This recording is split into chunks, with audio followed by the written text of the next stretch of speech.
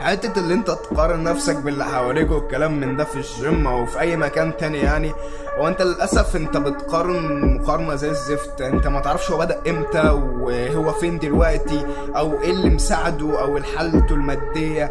الكلام ده كله بيأثر الجيم، والكلام ده كله لازم فلوس ولازم تصرف صرفة جامدة يعني عشان تجيب احلى نتيجة.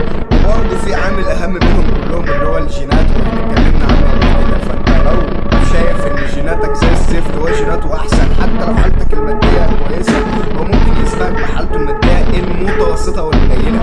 يعني هو الدنيا مش ابيض واسود او الكلام ده. هو في رمادي في الموضوع. ممكن تكون حالته الماديه متوسطه وتلاقي ان هو احسن منك عادي، عشان بس مجرد جيناته احسن منك. شفت الجينات؟ عشان سبحان الله لما ربنا يدخل في حاجه تعدي. الفلوس دي اخر همك يعني في البتاع. عشان اللعبة دي مش عادلة للأسف يعني. ما تبصش لكمال أجسام إن هي عادلة إطلاقا يعني. هي كلها فلوس، جينات، التزام. كل الكلام ده أنت محتاجه عشان تعمل أجمد فورمة في حياتك يعني.